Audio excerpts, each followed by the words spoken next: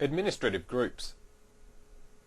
Now if you're deploying a single Exchange server in your company, then you might find this part of this video a little trivial, as you really don't need in-depth planning for a single server. But once you get into installing multiple Exchange servers in a large, geographically diverse organization, then you'll need to think more carefully about your administrative and routing groups. Okay, so what's an administrative group? Well, administrative groups are simply containers which you'll create to group Exchange objects that make assigning permissions and administering Exchange much easier. Now, administrative groups can be used to manage public folders, system policies, chat, and routing group containers. Now, before you run off and start creating administrative groups, you should spend some time planning which administrative group model that you should use. The three types of administrative group models are centralized, decentralized, and mixed. In a centralized model, you would normally only have one or possibly two administrative groups, largely because it's likely that Exchange is managed by administrators in a central location, such as in a head office in a large organization or a single branch organization. Now, a decentralized model would typically be used in a large organization where you have a bunch of different branch office locations, each with its own IT department. With a decentralized model, each branch could have their own administrative group. Now, the last type, the mixed model, as it sounds, is a combination of centralized and decentralized models, where some tasks are centrally managed and other tasks are handed out to the branch offices.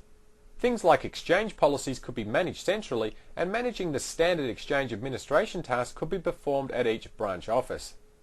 Okay, the first thing to understand when discussing administrative groups in Exchange 2003 is that when you first install Exchange 2003, it's installed in mixed mode. This is the default mode, and it exists to provide interoperability with Exchange 2003 and Exchange 5.5 servers. This also means that certain administrative group functionality is not available when running in mixed mode, such as the ability to move Exchange mailboxes between groups.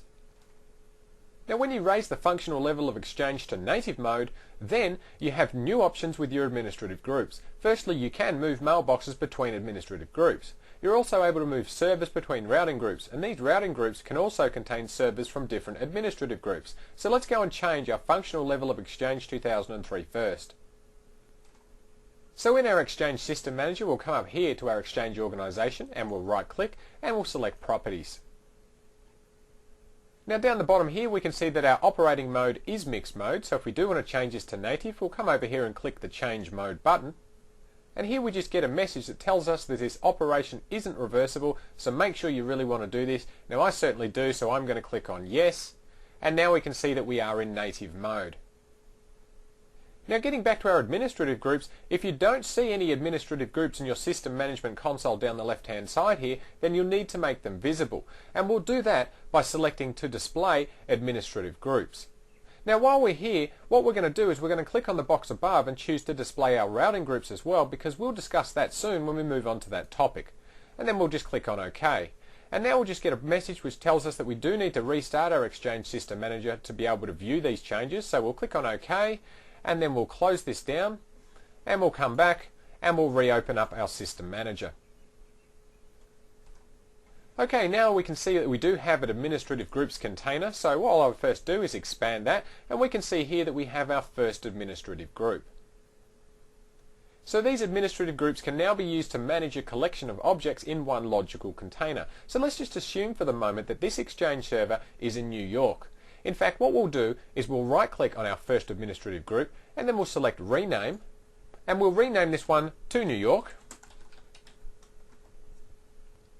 Now we'll also assume that we're building another Exchange server for our organisation, but this one's going to be in London. So to make the management process easier, what we'll do is we'll create a new administrative group for London.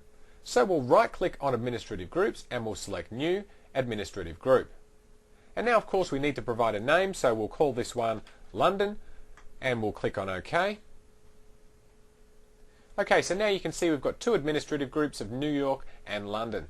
Now even though we don't actually have a server in London yet, when we build one, what we can do is we can add it now to our test company organisation, and then these two servers can be managed under separate administrative groups.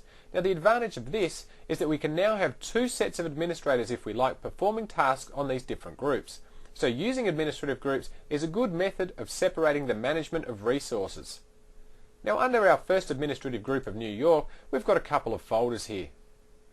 Servers is where we define which servers are part of our administrative group. Now over here we can see our default server, which is server 01. The next one, routing groups, we'll discuss that in the next video on routing groups, and folders contains our public folders. Now these things are all covered in later videos, so what we're going to do is we're going to skip these for now and we're going to move on to our next video where we discuss routing groups.